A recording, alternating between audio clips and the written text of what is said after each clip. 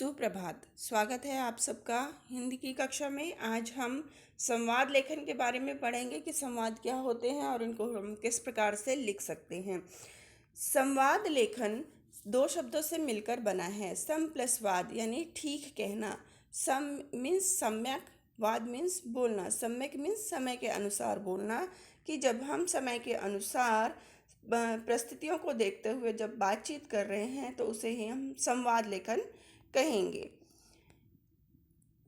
सामान्यतः दो या दो से अधिक व्यक्तियों के बीच किसी विषय पर होने वाली सभ्य बातचीत को संवाद कहा जाता है। साहित्यिक विधाओं, नाटक, एकांकी, कहानी आदि में संवादों का विशेष महत्व होता है।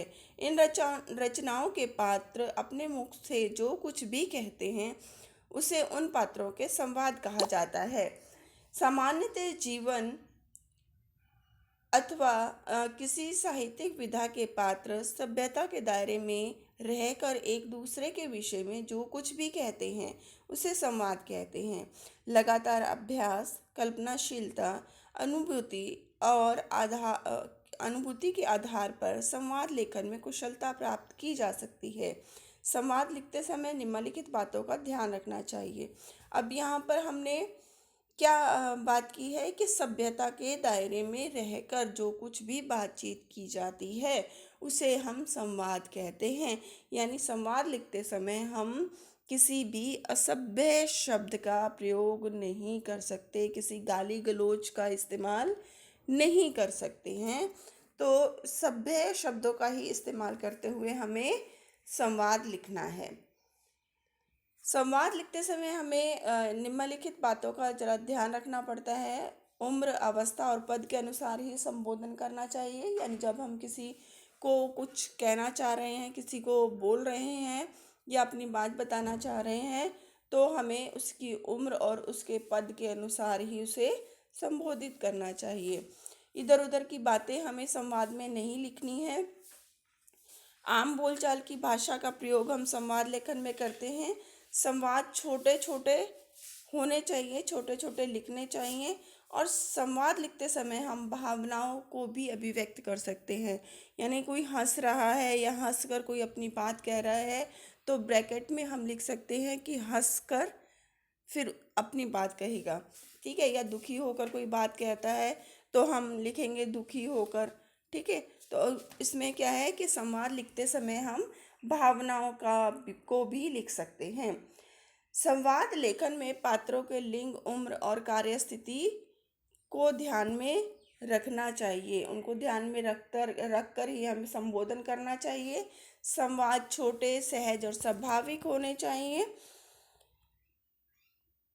संवादों में रोचकता और सरसता होनी चाहिए। सरसता मीन्स सरल होने चाहिए, कि बहुत छोटे छोटे से जब हम बातचीत करते हैं तो छोटी छोटी बातों को ही हम संवाद के रूप में लिख सकते हैं।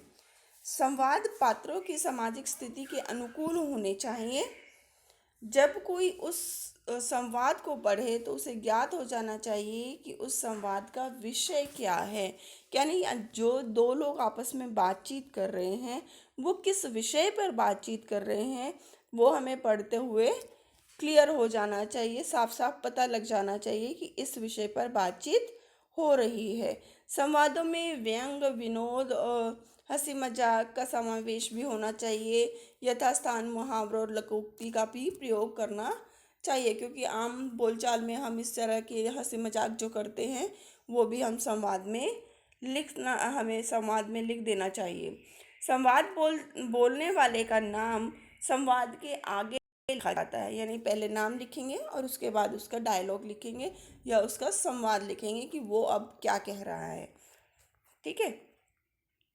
संवाद लेखन के अंत में वार्ता पूरी हो जानी चाहिए। वार्ता मीन्स बातचीत, कि जब दो लोग बात कर रहे हैं हमें अपनी उनकी बात जो है वो 10 से 15 लाइनों में ख़त्म कर देनी है, कि उसने अ, उनकी बातचीत का जो अंत हो जाना चाहिए, ख़त्म हो जानी चाहिए उनकी बातचीत। संवाद में प्रवाह, कर्म और तर्क सम्मत विचार होने चाहिए, अर्थपूर्ण विचार होने चाहिए। यानी कि जब हम बातचीत कर रहे हैं तो ऐसे विचारों का हमें प्रयोग करना है जिसमें लोगों को कुछ सीख मिले, लोगों को कुछ सीखने को मिले, अर्थपूर्ण होने चाहिए। बेकार के शब्दों का हम इस्तेमाल नहीं करेंगे, अच्छे और सभ्य शब्दों का ही इस्तेमाल हम संवाद में करते हैं। संवाद का आरंभ और अंत रोचक होना चाहिए कि संवाद लिखते समय उसका जो आरंभ और अंत है वो पसंद आना चाहिए, मज़ेदार होना चाहिए। ठीक है। जिस तरह से देखिए, दो मित्रों ने बाढ़ पीड़ितों की सहायता के लिए, यहाँ पर मैंने एक उदाहरण दिया है कि राजू आकाश से बोलता है, आकाश आज का समाचार पत्र पढ़ा। आकाश बोलता है, हाँ, बाढ़ की वजह से गांव वालों को बहुत बड़ा नुकसान हो गया है। राजू, सरकार तो मदद कर ही रही है ना। आकाश, हमें भी तो बाढ़ पीड़ितों की मदद करनी चाहिए। राजू, मेरे मन में भी ऐसे विचार आ रहे हैं, लेकिन हम क्या कर सकते हैं। आकाश फिर से बोलता है कि हम उनकी सहायता कर सकते हैं।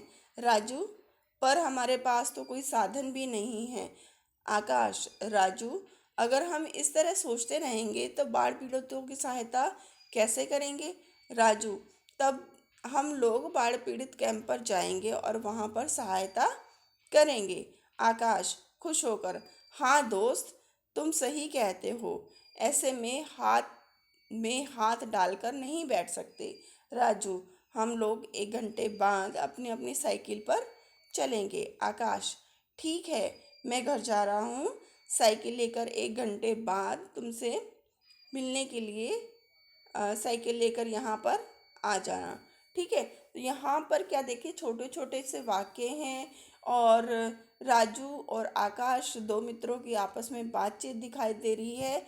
और जहाँ से हमने शुरू किया था और अंत तक उन दोनों की बातचीत खत्म हो गई है। दोनों अपने अपने घर चले गए हैं और उसके बाद उन्होंने दोबारा मिलने को कहा है। तो ठीक है, तो इस प्रकार से बातचीत जो है वो छोटे छोटे शब्दों में होनी चाहिए और अ, अंत में उसका समापन हो जाना चाहिए, बातचीत खत्म हो जानी चाहिए। Thank you so much.